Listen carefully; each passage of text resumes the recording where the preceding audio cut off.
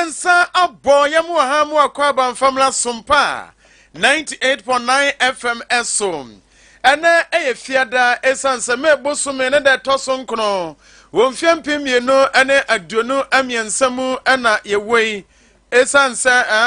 June bosume ne de toson kono ne. Esanse na fiada nanso ye bojaye. Ne kase boa ya boa no na wiei ane agye adwa aide brom. Na shanonso seka sebo na mabel fontin tanfidi kase so sompaonline.com sompaonline.com sanso ana Facebook no so ade se Sompa FM ye wo ho ana akọ YouTube nso a pato YouTube no obo Sompa TV obehu ya mienu ho se ye buto na ye de kasebo bre sansa nuanu mienu ne agye adwa information centers do na topete ahye ho dade akwantufo kona kwa mikrom domase a pani kwakọhwei emiamia hodo fiem ba bi ono wo afom ba bia yo pani bi wo se Sompa wanti enye omama kinchei wo munyina biemu ku ha kasebonde di makotini bi ene se ena ye Green Ghana Day Sunyani hye bi akasa afa ho wo Green Ghana Day ho no okopiem ewota no south nso anekoso na MC odinsembi atudwa eneduafo a court ka se wo monkoda afiase se wo mantua sika bia obi sika ketwa bi woda afiase ene dai basra sori atuatua wo munyina ho aka amayeja wo Ghana National Education Campaign Coalition I trenta from GNECC or the ato aban anim say school feeding program na me no kurani Omamode anyim free 97 pesos in Franco 2 Ghana cedis. Ghana Electronic Procurement System mpanifo abedi djuma bi wo Sunyani awie ye bebo mu nchiremu. Ampani so obatan bi anyankatekwan dod na batwa pamokrama nanso Nimont Ahafu Development Foundation 20 na def. Wama Mantotoso College of Nursing for near J nomda basobo ama Nimont Ahafu Development for. And some no ebika ho awie ne de ma o se no miensa brem kase ye boye Facebook no Eya Sompa FM oba na wa like video no na wa share unyanka busuan kase no ho a na wa like ye page no Mizo fruit drink ne 5G drink na ema ya hoden asom wo mididin akuanya ko abro no mawie me ne ochiame kwasi nimo afei ansam ni nchiremu eni yanimu sa afi atwamu no Omampeni His Excellency Nanado Dankwa Akufo-Addo ye nhyehyeye ama somanfo ahwa bosumi nsia no yenya wuramu an abroso a fiede tosumienu adna fiede dikan no ezese Ghana de hye nyina ye komontene so ye mfikyire ye bro no so ne yeduadua nnua enti yato dane din sen Green Ghana Day enedai omampeni na mu wadi animu ama ennua ye duadua omaimu no wono so de bi ahyefom okonwuma hodo mu a wobi aka ne ho abom edua nnua na sa Green Ghana Day yin obabono mantami emu a pani a wono eye Forest Services Division ne nkrabate wo Sunyani District Manager Ora Francis Burobe wo sen empani fo hyehye a wo ma ye ne sen wo ba ye mpatemu ha ye nnua kura de ezese yetumi dua mahogany num afram num acacia num ene ennua binum a betumi aso aba enu achi no wo kire sen ye hwe ani mu si betumi adua ennua bro empem ahanu aduonum na bono mantama hin cross Sunyani Sompa kase bokọ montere so bisa nkrofo sen Green Ghana Day yi modwe wo ho ne sen afforestation there babia ababane tini ba beboa because already wa yesu seminar that is say first no ye nyina yetu say miana ni miana boa ba the way na obi atutuma no obi twa no yetimi ya sene yetimi ye we planting yetim planting na ye no fi say ade a very good initiative abane de ba ye the way be say manager na ye problem no this or the bomb no obo ho kare a o me sure say o ma supervision na dey I high not me ajuru nkira wodi bae ne eboa pa eye pa waya de me de minim ne say aban hyehye pa na odi aba no eye pa chese imia de wudua ede emaye mframa ye hoben nyina kra eye imie ene de mframa ba okay be boy because imia na san enya bi kra modan so nti omu duadua bi e sense eye ebenya bi aye normal bebre ti eye se ombedua because metiase e mframa pa e bo minsi eye ankeye ebeboa because dua de bibia ba awamanim se dua se kuruma yi se adua wo ho ikusuwa apensio se bibia dua wo bia nsuo mpa ho nte bibia ye kwatirkwa no nsuo nta nto ho se wo ho nti te ban ni de saba se a ehia se betimaye yetimi ye de ya ebeboa Sunyani shebi na chira wo madwen edifa enuaduada green Ghana day ho Yetwa kasiabon so ede amade na enuadua esanse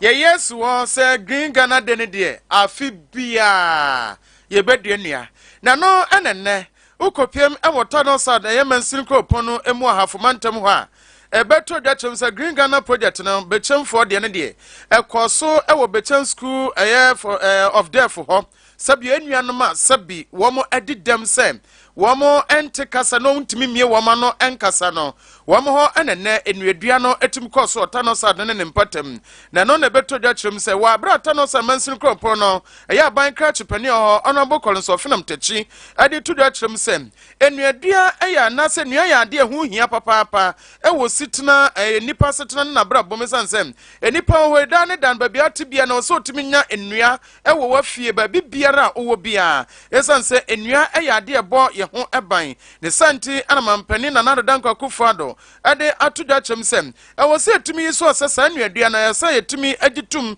na afibia ya anya kura no yetimi dua enua hodo ememia na tumi aboa ama yenso yetimi anya so emfaso onabo korinso finam ekoso de tuda echemsem eya ban na ne so ade hunu pa se Ghana ni bia no anya bia de fedua ba akusi eye baabi afibia no na ubonse ebedru bebi no wa na abenya so emfaso na onomo korinso finam tachi oni aban kratch pani de ma wona otano sa de ne mpatam kasa no sei ena ochrim be means anasa nine na MPP aban ya na nadan dano edisi na ni so se inua wanua bi anhye de awutwam a ebedu bebe no nya bia bia amfanye bia na onim se ejinigina ho yenso senye dia ni bia ye wo ya bia ba yokrompa bo ne dua wo be okunya wote so office dia oho empa oda so kunya wotre mo nyina na dwumadi na IF last 2 years yako St Joseph College of Education kudia last year honest akọ ana this year so yaba school for the deaf na de me de se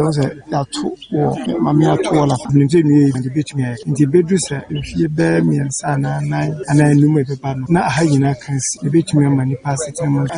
be fie be means anasa nine wey aya ban kratch pani ono watano sado ne mansinim no ana distance metu dwana nso a Orani dinde watendom nekono ayetanos municipal forestry manager enso edbika ho atuda echrim sem nyamiano nukrepa ni ayomani so ade hunu pa se enuadom betumi adua eye empem ana ne aduonum metre 450,000 on betumi adua na tumi aboa amamo nso anyamfaso obechem ne mpatam ne sente ne da ekopemu e obechem eye school of death for the tuja chrim sem empen fo hwede no hu se da bi also tumi ko hono nso tuko duadua nuane bi na tumi aboa ne sento koso de tudwa de to bibia nim se onfo ho enhyem esanse mampane ne mpanifo age atuma chesa afi bia wodwumbu sumne de ye frɛ no ye green Ghana de na bekoso ne sente no ye wura ne din de Oten Dominic Echire mu sei Ghana yina ye den ye family na almost cheche ye no between forestry bia 450,000 ye busua ye ho adwuma na nyamia dom ye nya asase kakra e school for the deaf for bebre this last year this year also man for do a program no ba do watch the because we da man for na the amma aye yen fe aye aho ka say ye school for the deaf we me electron na said the aye fe na ye be ye we bi so e wo na ye nyina ye wey eye rani dinde Otsendom ne kono tunnel sadmansin kropo no forestry panipa metre manager wode sanse metu de sanse miko bi ne manka bi de eya ne sent na dai enuadua ekoso tunnel sad ne mpatam no na wode sanse mu etu dwa abusia wudi achi ewo ye Facebook ne so abo Sompa FM na hwani so ade o na asam wei enta nsi ene day eye bibi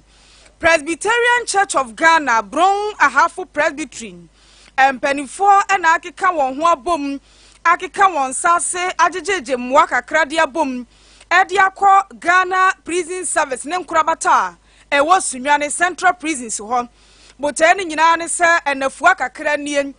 ena Bron Ahafo Presbytery chairperson wone ne ma ekose wone eneduafo no ekoyi won sa bomu enti wotena ho hwe wo masetena mu ene wo mabrabo mu no ena hye ne nkuran papa si ne ti ase ne ni ase ne suo enti efiri ho won bekeka won sa ase no de wo mode ye ene se ukwa Sunyani Central Prisons ho an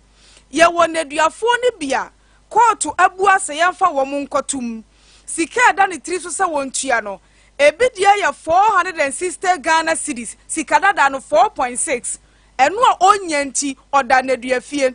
enti sika sisa free 4.6 ade kwasi 2640 Ghana cedis nti ena nipa ni bi eda eneduafie ho na ebra wokoye no wode si wani so sen wo tua 28,392 Ghana cedis no mo dia yi neduafo makomako edunum watua emumiensa dia enche kura wo mo nsoso court tenase obetwetwa wo mudin afri nwoma mu no wo agya won kura na wo kire se wo mo enna wode da fia so no ye abosome miensa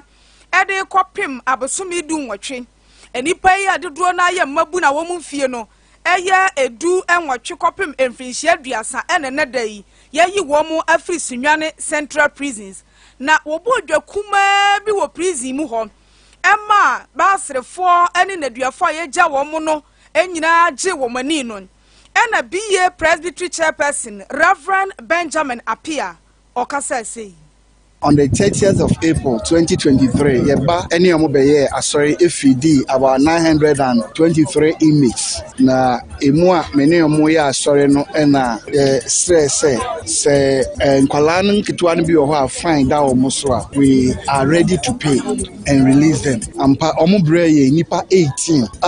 na cost ni nyina ye 28,970 and cost we no na TNT of prison officers and beko various courts. Any inmates, the you or de beko and possible miscellaneous nani in our account. The APS cano say and 9th June there or Mama Matthias say or Mama 14 with the reason say Bakon Eddie kind echo until 15 now 3 Canada 2 or Matthias can be caught no in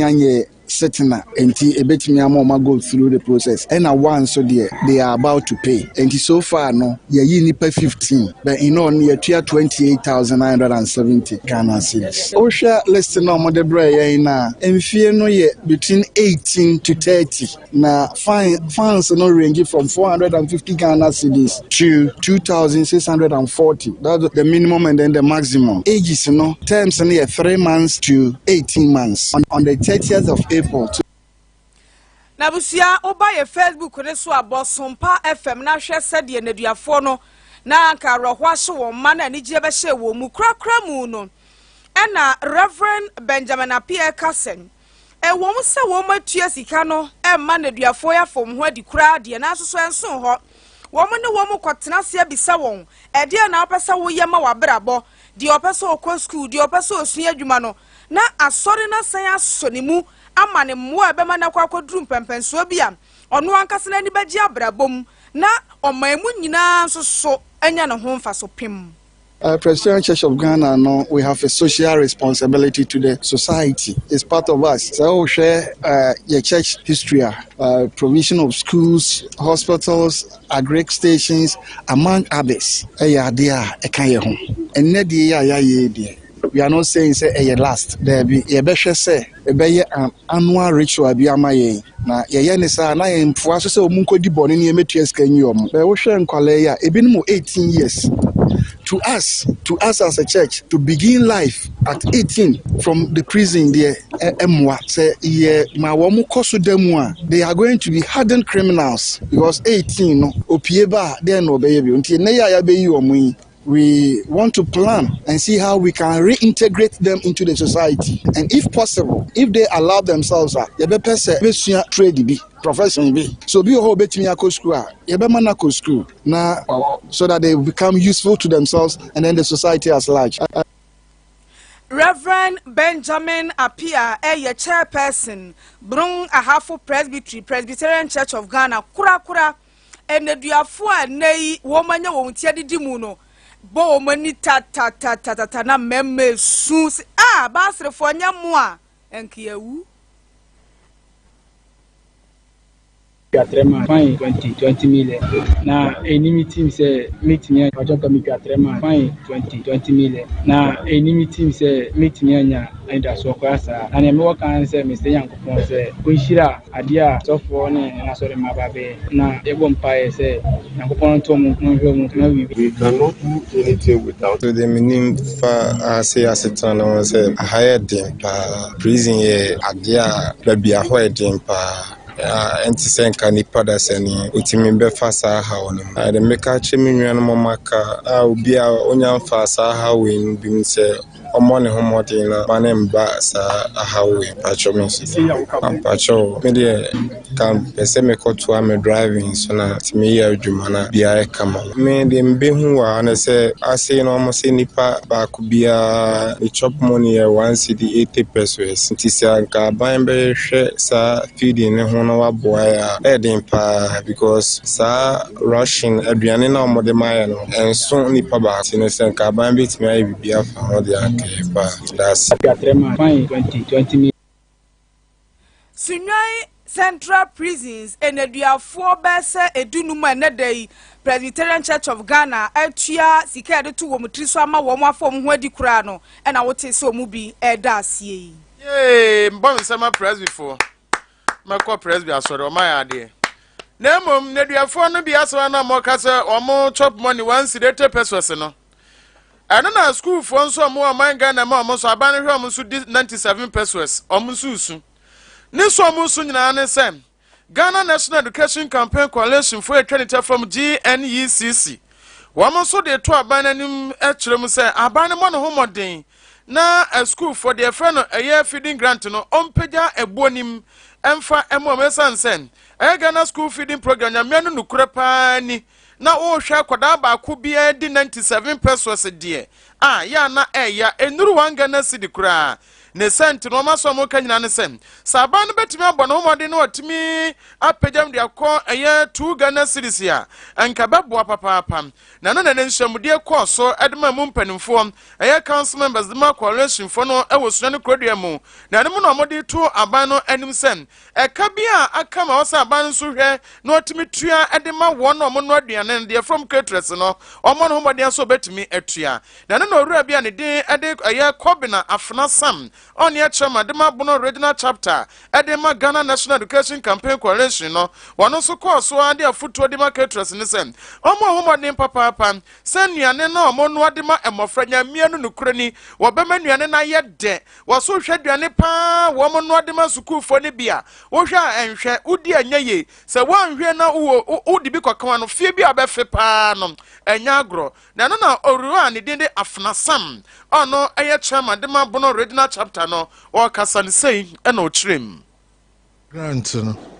see start here ache ana new maths akese so into ene no bia emre e sha ase no ade ana eto no 1 cedi a etumi ene no okodwoma 10 cedis ni achiri enti ukokan ni nyina bomu a de yegusu tua at feeding grant 90 pesos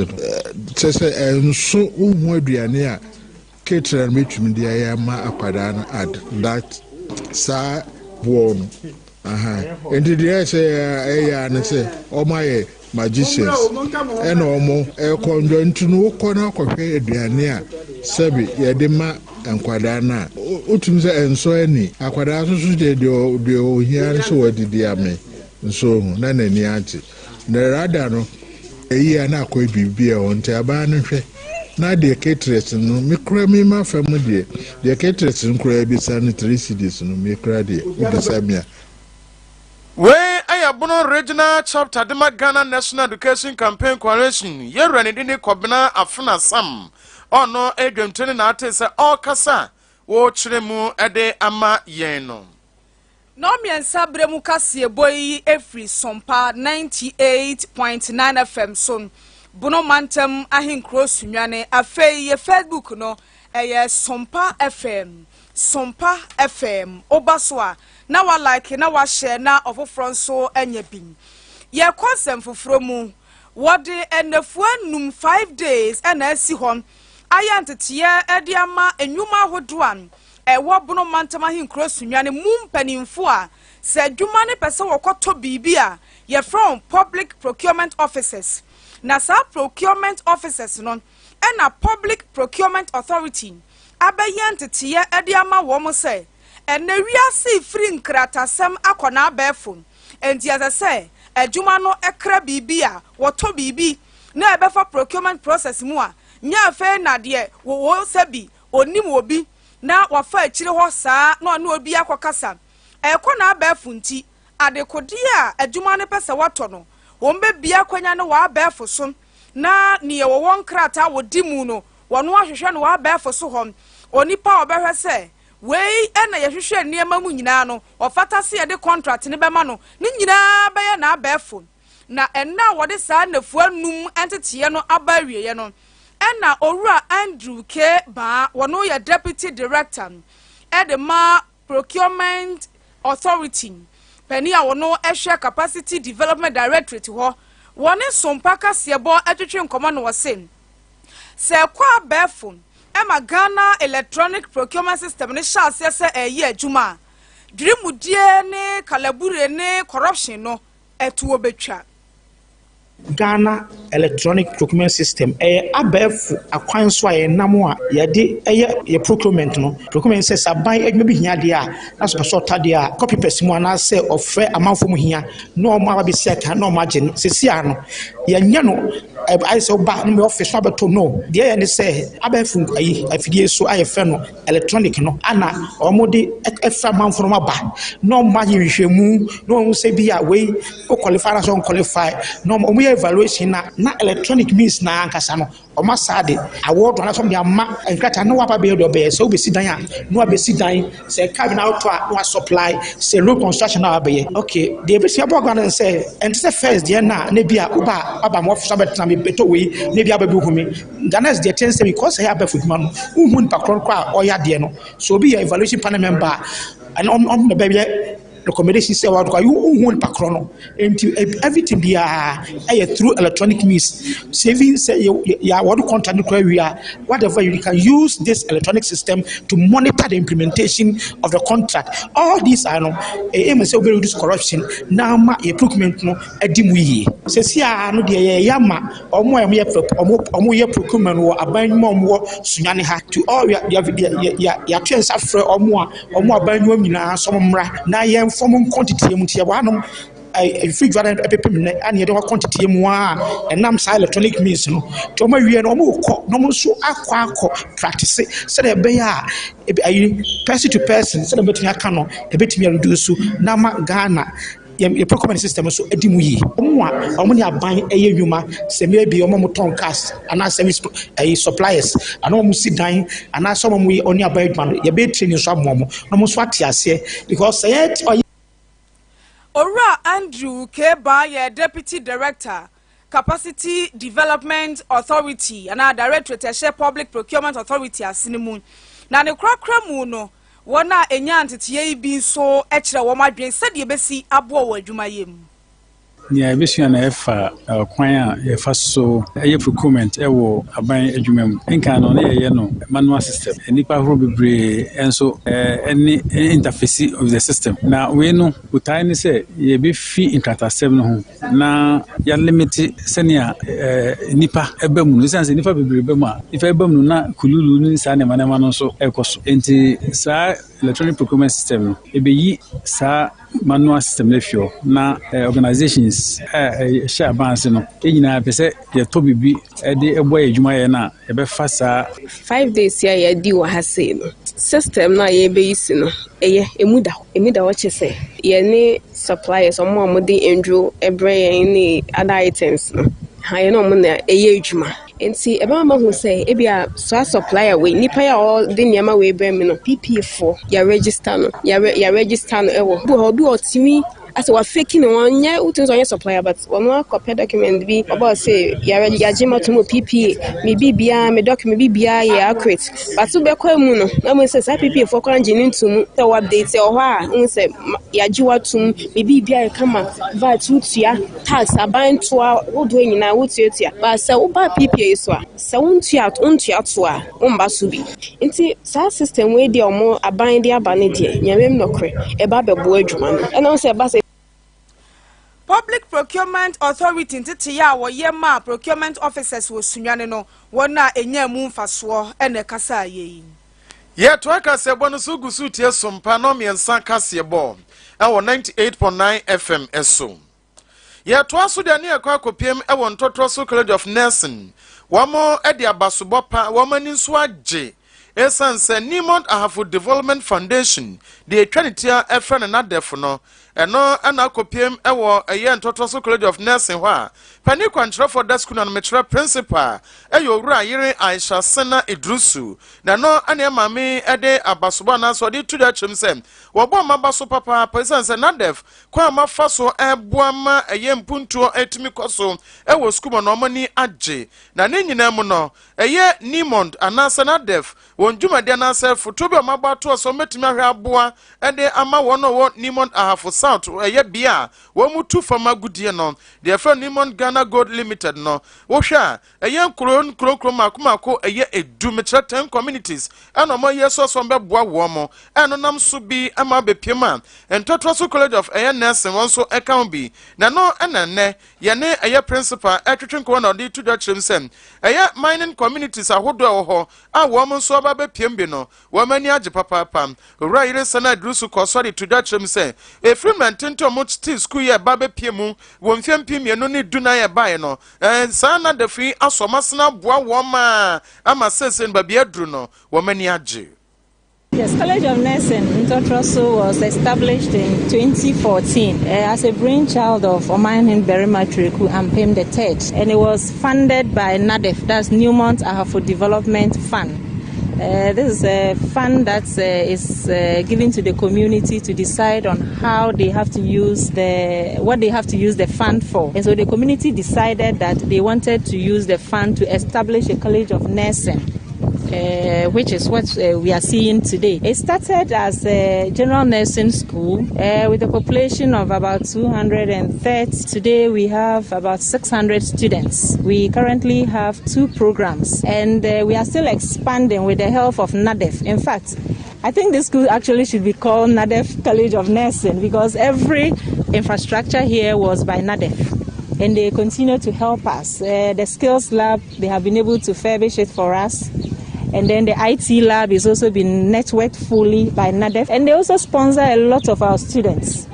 So far, we have been able to train over 1,000 nurses. And we are still training. And NADEF is helping to expand by actually helping with more. Aha! Principal, and every brofo di go on essence so PM Edman Ntoto College of Nursing. Ora yire eye Aisha Sena Idrusu. Ena ode sansemwe etu dwafa na def ehono. Dr. Frida Akosia Prempe na Emra Hebedwani ma de hye wo Tano North. Abato empesia so wo Ahafo mantam ni mu. Enne watu anamon e de so akwakobo fom sen. Wo si chip compound fe e wo susu anho. Na no so e wo da abato empesia no esom. Na akwa ban kese mu a wo ye Minister of State e wo mampani atena ye hon. Wase wo bata no North mansiri ni mu a said ya warrior taso so be mampuntu abun kama faso wo mpatam ho no eno wan na ni da so nti susu ahon kuro ni mu no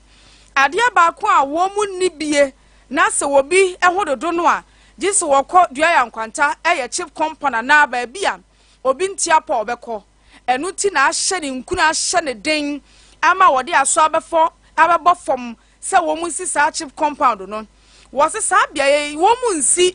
Emma nipa mamu megya yalehwe nko akeke na mbom adwumayefo ne so a ebe hwa ma nkrofo anya sa pomuden no wɔyɛ baabi a wɔn nso benya ɛde wɔn ti ato wɔso kɔ aban kɛseɛ mu a